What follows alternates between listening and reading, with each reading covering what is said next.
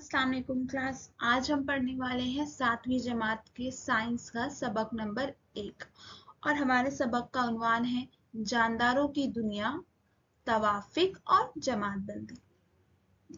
जानदारों की दुनिया में आज हम पढ़ने वाले हैं नबातात और हैवानात के बारे में। इसमें हम और क्या पढ़ने वाले हैं, तवाफिक और जमातबंदी। किसमें? नबातात और हैवानात में। तवाफिक का मतलब होता है वक्त के साथ साथ जानदारों और पेड़ पौधों में कौन कौन सी तब्दीलियां रौनुमा हुई है। तो हम इसमें वक्त के साथ होने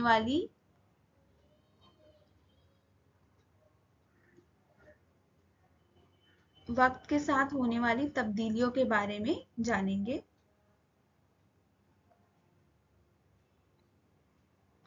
कौन कौन सी तब्दीलियां हुई और उसके साथ साथ ही इनमें जमातबंदी किस तरह से की गई है। जिस तरीके से आपकी उम्र और तालीम के हिसाब से आपको अलग अलग जमात में रखा जाता है, अव्वल, दुअम, सुअम, इसी तरीके से नबातात और हैवानात में उनमें किस तरीके की खुसूसियात है, वो किस माहौल में खुद को रखते हैं और किस माहौल में उन्हें उनकी हिसाब से उनको ग़िज़ा मिल जाती है। इस हिसाब से हम क्या कर रहे हैं, उनकी जमातबंदी कर रहे हैं। किसकी? हैवानात और नबातात की।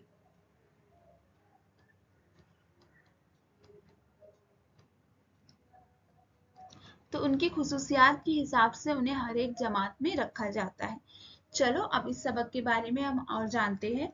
सबसे पहले हमें दिया गया है, आपके जैसा आपका सबक स्टार्ट होता है, सबसे पहले सवाल है आपके कि किन किन खुसूसियात से जानदारों का तनाव मालूम होता है।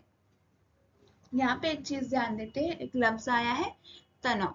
तनाव का मतलब होता है कि एक जानदार दूसरी जानदार से मुख्तलिफ कैसे है, अलग कैसे है। अब इस चीज को हम इस तरीके से ले सकते हैं कि आपका एक दोस्त है, ठीक है। अगर आप उसको देखते हैं और खुद को देखते हैं तो आप एक दूसरे में किस तरीके कौन कौन सी ऐसी खूबियां होगी जो आपको एक दूसरों में मुख्तलिफ नजर आएगी। आप इस पे गौर करिए। यहाँ हम देखने वाले हैं इस तस्वीर को। यहाँ पे आपको दिख रही है तस्वीर, इसमें आपको दिख रहा होगा कि मुख्तलिफ तरीके के पेड़ पौधे हैं और अलग अलग तरीके के जानदार है यहाँ पे। तो यहाँ पे नबातात भी है और क्या है, हैवानात भी है। अगर हम यहाँ पर दो एग्जाम्पल लेते हैं, जैसे लेते हैं ये हमारी फिश, मछली है, ठीक है, और ये है जिराफ। अब क्या है, ये एक जानदार है और ये दूसरा जानदार है। अब यहाँ पे सवाल क्या दिया है, किन किन खुसूसियात से आप क्या कर सकते हैं, ये मालूम कर सकते हैं कि वो एक दूसरे से मुख्तलिफ है। अब यहाँ पे सबसे पहले हम देखेंगे इनकी शक्ल को। शक्ल के हिसाब से ये एक दूसरे से मुख्तलिफ है। आप देख सकते हैं मछली की शक्ल जो है वो क्या है, जिराफ की शक्ल से अलग है। उसके अलावा जसामत, जसामत मतलब कैसे होती है, इसकी आप देखिए लंबाई किस तरीके से, एक बहुत ही लंबा जानदार है, जबकि जो आपकी ये फिश है इसकी जसामत क्या है, मुख्तलिफ है। इसके हिसाब से रिहाइश, रिहाइश का क्या मतलब हुआ, वो कहाँ रहते हैं। तो आप देख सकते हो जो जिराफ होता है वो कहाँ रहता है, मोस्टली वो जंगल में रहता है। और जो डॉल्फिन होती है, जो फिश होती है, वो कहाँ रहती है, पानी में रहते हैं, ठीक है। ये आपको एक एग्जाम्पल बता दिया। अब हम दूसरा एग्जाम्पल लेते हैं किसी भी पेड़ का। आपने देखा होगा नागफनी, जिसे हम क्या कहते हैं, कैक्टस कहते हैं। वो भी एक तरीके का क्या है, नबातात है, एक तरीके का पेड़ है। वो कहाँ रहता है मोस्टली, आपने देखा होगा वो कहाँ पाया जाता है, रेगिस्तान में। और ये कहाँ है, रेगिस्तान में। और एक कोई भी एक जैसे आम का पेड़ ले लेते हैं, ये भी क्या है, नबातात है। लेकिन वो कहाँ रहता है, नॉर्मल आपका जो पेड़ होते हैं वो कहाँ होता है मोस्टली। अब अगर आम का पेड़, आपने कभी रेगिस्तान में आम का पेड़ देखा है, नहीं देखा। वो कहाँ होता है, बर्री होता है, किसी भी आमतौर पर हर जगह मौजूद होता है। तो आप इन दोनों में क्या इन दोनों की खुसूसियात में क्या मुख्तलिफ है कि जो नागफनी है वो कहाँ पाया जाता है, रेगिस्तान में पाया जाता है, जबकि आम का जो पेड़ है वो हर जगह पाया जाता है। और आप देख सकते हो तो उसमें शक्ल भी दोनों एक दूसरे से मुख्तलिफ होता है, आम का पेड़ और नागफनी में। उसके अलावा उनकी जिसामत भी अलग होती है। आपने देखा होगा कैक्टस जो होता है वो ऐसे छोटा सा होता है, जबकि आम का पेड़ साइज में क्या होता है, बहुत बड़ा होता है। उसके अलावा वो कहाँ होता है, हम रिहाइश की बात करें तो वो रहता कहाँ है, रेगिस्तान में रहता है ज्यादा। आपको नागफनी का जो पेड़ है वो कहाँ मिलेगा, रेगिस्तान में मिलेगा। लेकिन जो आम का पेड़ होता है वो हर जगह जमीन पर मौजूद मिल सकता है आपको। तो ये जो है ये डिफरेंस है। और ये क्या है, तनाव है, किसमें, एक जानदार का दूसरे जानदार में। और हम इसको किन खुसूसियात के हिसाब से बता सकते हैं कि एक दूसरे से मुख्तलिफ है, उनकी शक्ल देखकर, उनकी जिसामत देखकर और उनकी रिहाइश को देखकर। यहाँ पे आपको ऐसे बहुत से अलग अलग तरीके के मिसाल मिल जाएंगे जो क्या दिखाता है कि एक जानदार दूसरे जानदार से किस तरीके से अलग है। आपको सिर्फ अलग है आपको समझ में आ रहा है, लेकिन वो आप उसको डिफाइन कैसे करेंगे, बताएंगे कैसे, तो वो उनकी शक्ल, जिसामत और रिहाइश के हिसाब से आप बता सकते हैं। इसी तरीके से आगे बढ़ते हैं। इस पेड़ इस तस्वीर को देखिए, यहाँ पे आपको अलग अलग तरीके के पेड़ नजर आ रहे हैं। ये कहाँ पे मिल रहा है आपको, बर्फीले एरिया में। इस तरीके से मखरूती शक्ल का पेड़ है। यहाँ पे आपको कमल का पेड़ दिख रहा है, ये कहाँ मौजूद है, पानी में मौजूद है। ठीक है। इसी तरीके से बहुत से अलग अलग पेड़ होते हैं, वो कैसे होते हैं, जमीन पे मौजूद होते हैं। जैसे आपका आम का दरख्त हो गया, आपका नारियल का पेड़ हो गया, ये सब कहाँ मौजूद होते हैं, जमीन पर होते हैं। लेकिन कभी आपने देखा है कि ये इस तरीके से मखरूती जो दरख्त होता है, जो आपको हमेशा रेगिस्तानी इलाके में दिखा है, वो नहीं, जो आपको हमेशा कश्मीरी एरिया में दिखा है, कश्मीर की तरफ बर्फीली एरिया में होता है, उसे आपने कभी भी रेगिस्तानी एरिया में देखा है, नहीं होता है। ऐसा क्यों नहीं होता है, हम इस बारे में पढ़ने वाले हैं। देखिए, जमीन पर कई किस्म के नबातात होते हैं, ये बात तो हम जानते हैं कि जमीन पे कई किस्मों के पेड़ होते हैं, अलग अलग तरीके के होते हैं। जिसमें हम इस सबक में हम मोस्टली जो एग्जांपल्स लेने वाले हैं उसमें से एक है आपका नागफनी नेक, जो कि आपका कैक्टस। उसके अलावा आपके अलावा कमल का फूल हो गया। ये जो ऐसे ऐसे नबातात हैं जो अलग अलग क्या होते हैं, एरिया में पाए जाते हैं। चंद नबातात मुख्तलिफ रंग के होते हैं, जानते हैं। हर रंग आप देखोगे कि मुख्तलिफ नबातात के रंग जो होते हैं, उनके फूल के जो होते हैं वो मुख्तलिफ होते हैं और वो अलग अलग कलर में खिलते हैं। कुछ नबातात पानी में पाए जाते हैं, ये भी पता है हमको। और कुछ जो पानी से महरूम होते हैं वो कहाँ उगते हैं, रेगिस्तान में।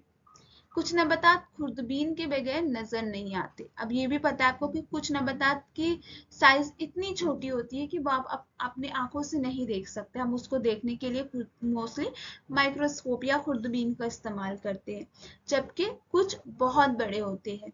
कुछ नबातात कहाँ होते हैं, बर्फानी एरिया में पाए जाते हैं।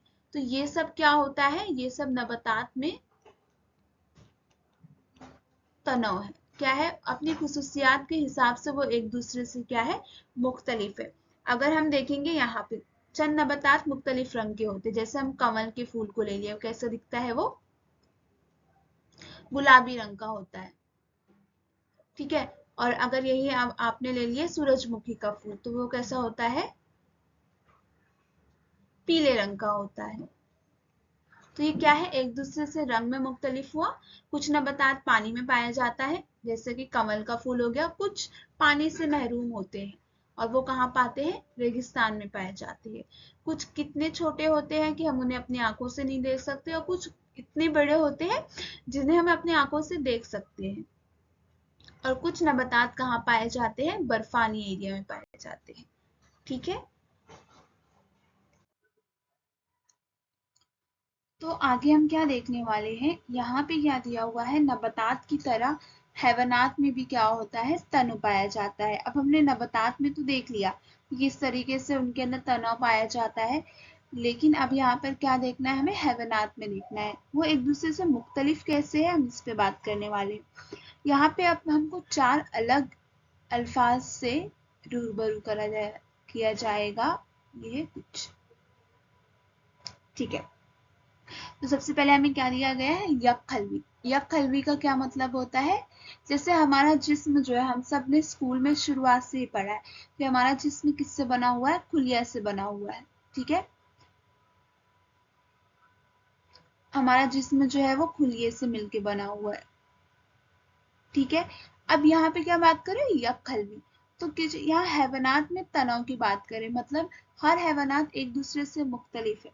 कुछ हैवानात ऐसे हैं जो किससे बने हुए, सिर्फ और सिर्फ एक खुलिये से बने हुए, जैसे कि यहाँ एग्जाम्पल हम देख सकते हैं, अमीबा का एग्जाम्पल हो गया। ठीक है, सिर्फ एक सेल से ये पूरी, सॉरी, सिर्फ एक खुलिये से इसकी पूरा का पूरा इसका जिस्म बना हुआ है।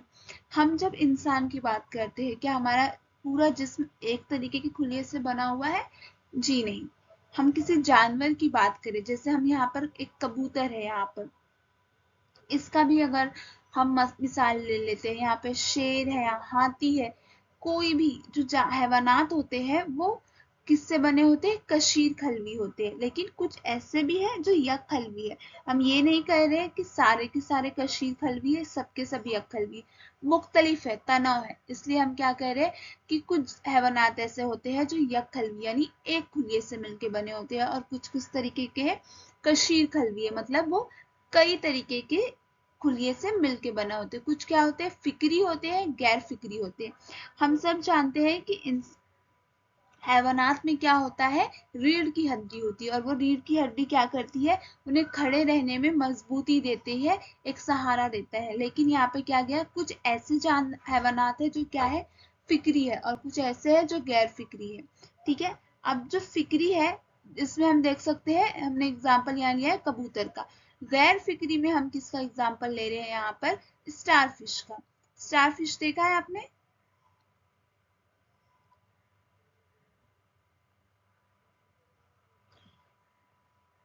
हाँ, तो ये क्या है, स्टारफिश का एग्जाम्पल ले लेते हैं। अलग अलग, तो ये क्या होते हैं, गैर फिक्री होते हैं। ठीक है, इसी तरीके से कुछ जो होते हैं हैवानात, वो कहाँ रहते हैं, कहाँ रहते हैं, आबी होते हैं। कहाँ रहते हैं, पानी में रहते हैं। कोई बर्री होते हैं जो जमीन पर रहते हैं, कुछ झैल तैली होती है, कोई आसमान में फिजाई होते हैं जो आसमान में उड़ते हैं, कुछ रेंगने वाले होते हैं। ठीक है, आप यहाँ पर देख सकते हैं मुख्तलिफ तरीके के जानवर है, जैसे पानी में मौजूद है और कुछ जमीन पर भी मौजूद है। कुछ परिंदे होते हैं जो उड़ते हैं। सब अपनी अपनी खुसूसियात के हिसाब से क्या होते हैं, एक दूसरे से मुख्तलिफ होते हैं। इसी तरीके से पूरी दुनिया में मुख्तलिफ तरीके के हैवानात क्या है, मौजूद है। अब एक सवाल और पैदा होता है कि इस कदर मुख्तलिफ तरीके से जानदारों में तनाव किस वजह से होता है। तो चलो और हम नए टॉपिक्स पढ़ते हैं और इस सवाल का जवाब ढूंढते हैं।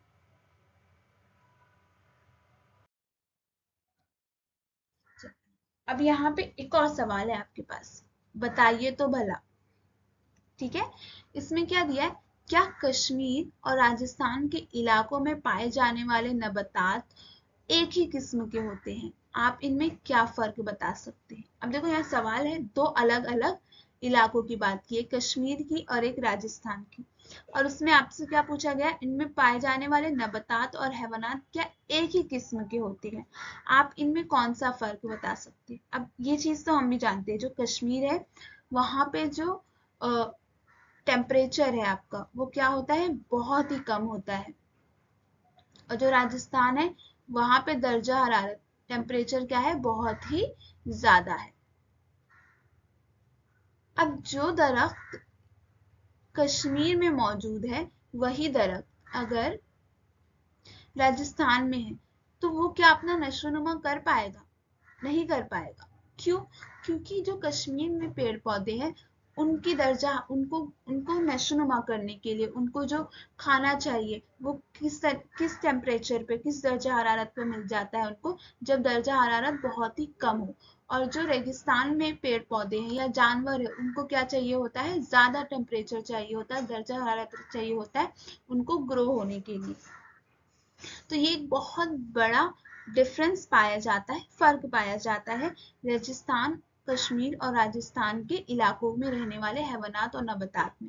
आगे इसका एक्सप्लेनेशन देखते हैं क्या है।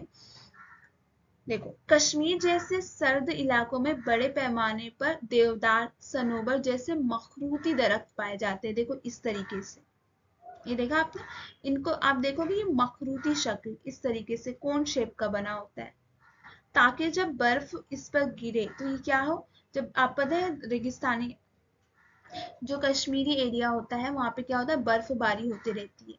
तो जब दरख्तों पर, पेड़ पर इस तरीके से बर्फबारी होती है तो ये कोन शेप का क्या क्यों होता है, ताकि जो आपका जो बर्फ गिरे वो इस पे क्या ना हो, रुके हुए नहीं रहे, वो रुके ना, वो नीचे की तरफ गिरते जाए। इसलिए अब यहाँ पे क्या है, देवदार और सनोबर, ये भी आप देख सकते हैं अलग तरीके का एक पेड़ मौजूद होता है कश्मीर में। ये भी देखिए, ये भी मखरूती शक्ल का है। इनका होने की वजह ही यही होती है, ताकि जब भी बर्फबारी हो और बर्फ गिरे इस पर, तो वो क्या हो, वो स्लाइड की तरह हो, वो नीचे की तरफ गिर जाए, उस पर जमे ना। जबकि बात करते हैं राजस्थान की, तो वहां रेगिस्तानी इलाका होता है, वहां पर बबूल, नागफनी, बबूल के पेड़ कुछ इस तरीके से होते हैं, और नागफनी आपको तो पता है, नागफनी जिसे हम कैक्टस कहते हैं, जैसे नबातात उगते हैं, इसी तरह रेगिस्तान में पाया जाने वाला ऊंट कश्मीर में नहीं पाया जाता। ऐसा क्यों? देखो, इसका जवाब ये है कि कश्मीर और राजस्थान दोनों ही इलाके में जुग्राफियाई नुक्ता नजर से कतई मुख्तलिफ है। जुग्राफियाई नुक्ता नजर से मतलब मौसम के हिसाब से देखा जाए तो दोनों ही इलाके में पाए जाने वाले नबातात और हैवानात भी मुख्तलिफ होते हैं। हमको पता है, ये अभी पीछे ही देखा आपने। कश्मीर जैसे सर्द इलाकों के हैवानात जिस्म घने बालों से ढके होते हैं। ऐसा क्यों होता है? क्योंकि वहां पर टेम्परेचर, आपका जो दर्जा हरारत है वो क्या होता है, बहुत ही कम होता है। तो वहां के जो दरख्त है या फिर नबातात और हैवानात है, जो उन्हें उनको वहां पे सरवाइव करने के लिए क्या होता है, उनके उनके जिस्म पर घने बाल होते हैं, और वो सरदार, ताकि वो सर्दी को बर्दाश्त कर सके। नबातात कैसे होते हैं, मखरूती किस्म के होते हैं, मैंने आपको बताया इस तरीके के, ताकि क्या हो, बर्फबारी हो तो वो बर्फ को गिरने में मदद कर सके, ताकि बर्फबारी बर्दाश्त कर सके। इसी तरह राजस्थान जैसे गर्म रेगिस्तानी इलाकों में ऊंट पाए जाते हैं। वो वहां पाए जाने वाले नबातात का खारदार होती है, ताकि कम पानी मिलने पर भी वो जिंदा रह सके। देखो, वहां के जो नबातात है वो कैसे है, खारदार है, ठीक है। और उनकी इस खुसूसियात किस वजह से बनी है, ताकि वो पानी ना मिलने पर भी क्या रह सके, जिंदा रह सके। इसी तरह सर्द इलाकों और गर्म रेगिस्तानी इलाकों के नबातात और हैवानात के जिस्म माहौल के मुताबिक होते हैं। ये क्या है, माहौल, ठीक है। इसी तरह आपको क्या बताया गया, सर्द इलाकों और गर्म इलाकों के नबातात माहौल के मुताबिक होते हैं। अब इस चीज को बहुत ही सिंपल तरीके से समझेंगे कि जब हमें सर्दी का मौसम आता है तो हम क्या करते हैं, गर्म कपड़े निकाल लेते हैं। इसी तरह जब गर्मी का मौसम आता है तो हम क्या करते हैं, ऐसे कपड़े पहनते हैं जो हमारे लिए हल्के हो, सॉरी, हल्के हो, सूती के कपड़े हो।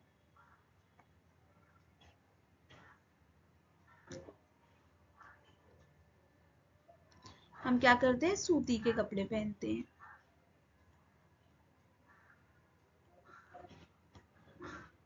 तो हम जब माहौल में चेंजेस आती, तब्दीली आती है, उस हिसाब से हम क्या करते हैं, खुद में भी तब्दीली लेके आते हैं। इसी तरीके से अगर कश्मीर और राजस्थान में वहां के पेड़ पौधों और जानदारों में भी वक्त के साथ साथ खुद को तवाफिक कहते हैं ना, जिसे हम तवाफिक, वक्त के साथ साथ जो तब्दीलियां आती रहती है, उस हिसाब से वहां के जानदारों और नबातात ने भी खुद को उसी तरीके से ढाल लिया है।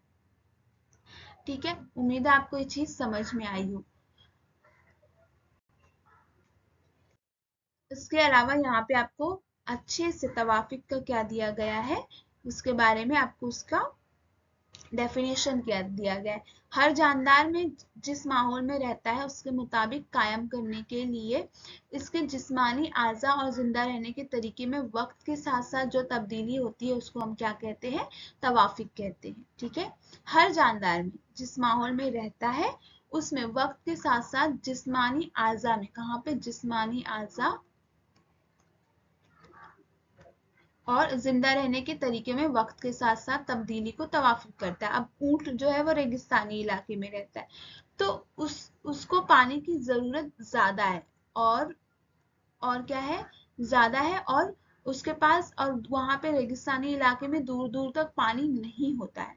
इसलिए उसने क्या किया, अपनी जिस्मानी आज़ा में तब्दीली की, और वो क्या कर सकता है, एक ही वक्त में बहुत सारा पानी क्या कर सकता है, अपने पास जमा करके रख सकता है। ये खुसूसियात आप सबको मालूम ही होगी।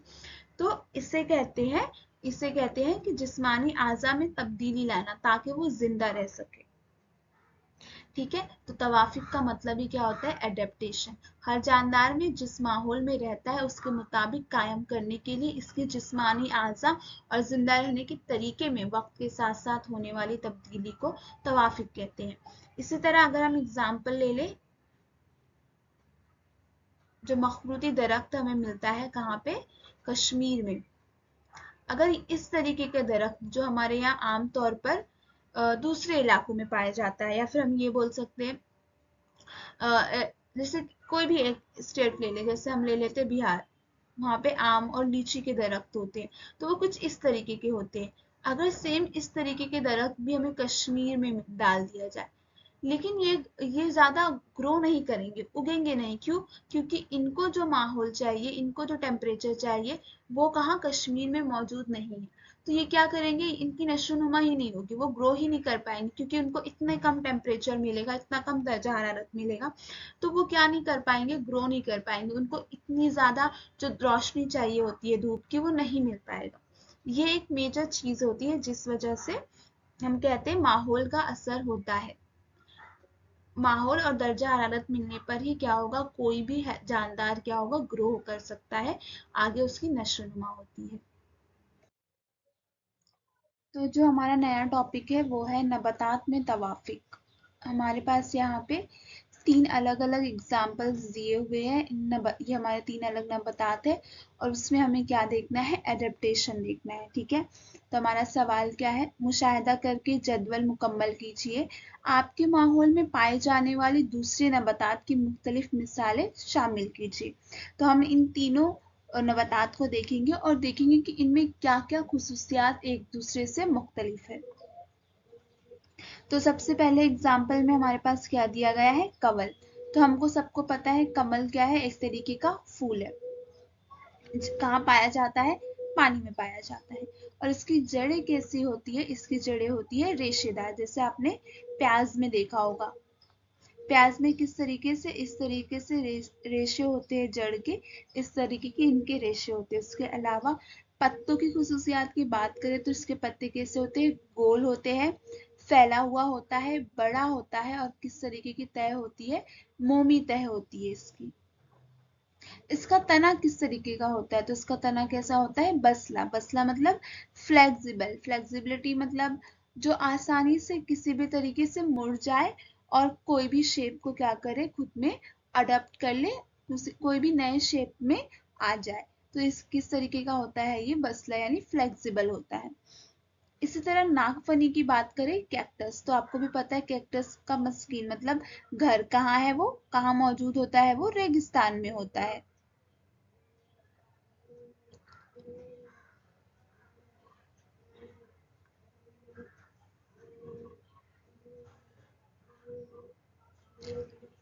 रेगिस्तान में होता है। ठीक है, इसकी जड़ें कैसी होती है, तो इसकी जड़ें जो होती है वो असल जड़ का निजाम होता है। इसमें काफी ज्यादा क्या होती है, वो फैली हुई होती है।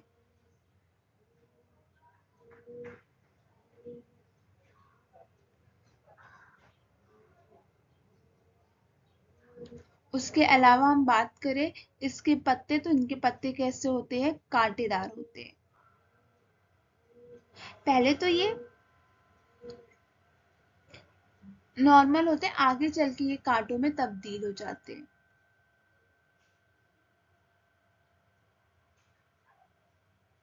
इसके अलावा इसके तने कैसे होते हैं, तने होते हैं इनके सब्ज। किसकी बात करें हम, नागफनी। अब तीसरे पे आ जाते हैं जो कि है बरगद का दरख्त। आपको पता है बरगद का दरख्त काफी बड़ा होता है, अपनी जसामत में। और ये कहाँ होता है? जमीन पे मौजूद होता है। तो ये क्या होता है? इसका घर बर्री होता है। इसके अलावा इनकी जड़ें जो होती है वो किस तरीके से होती है? असल जड़ का निजाम कैसी होती है? काफी फैली हुई होती है।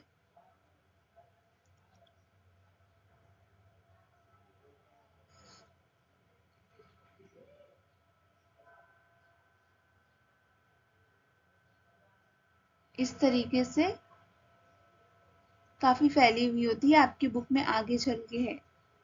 और जो रेशेदार होती है वो जड़ें कुछ इस तरीके से होती है।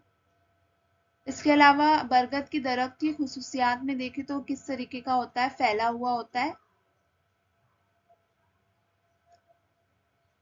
ये कुछ तो इशू हो रहा है।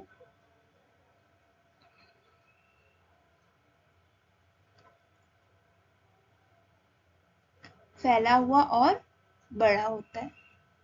इसके अलावा तने की खुसूसियात क्या होती है? तो तना जो होता है वो बहुत मजबूत होता है बरगद की दरख्त पर, और वो मजबूती को फराहम करता है।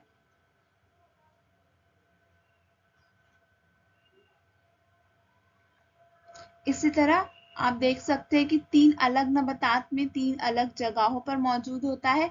उनकी जड़ें, उनके पत्ते और उनके तने क्या होते हैं? एक दूसरे से मुख्तलिफ होते हैं, और वो जिस जगह मौजूद होती है उसके हिसाब से वो मुख्तलिफ काम अंजाम देते हैं।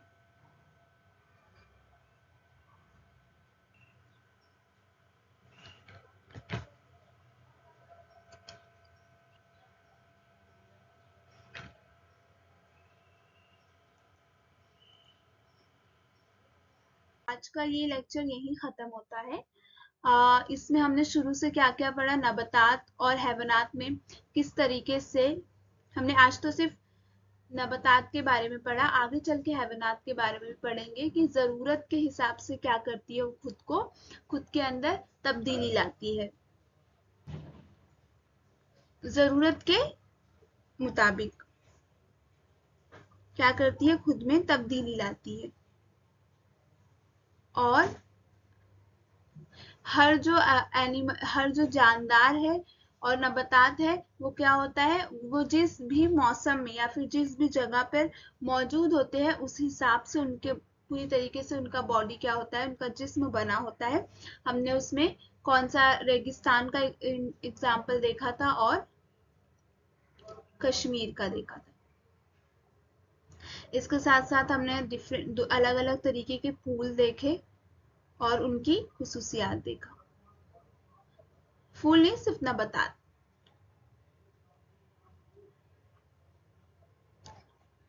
आई होप कि आपको ये सारी चीजें समझ में आई हो। अगर आपको समझ में आया हो तो मैं आपके लिए आगे भी और भी लेक्चर्स इसी पे बनाने वाली हूँ। आप प्लीज इसको लाइक और सब्सक्राइब कर दीजिएगा। Thank you.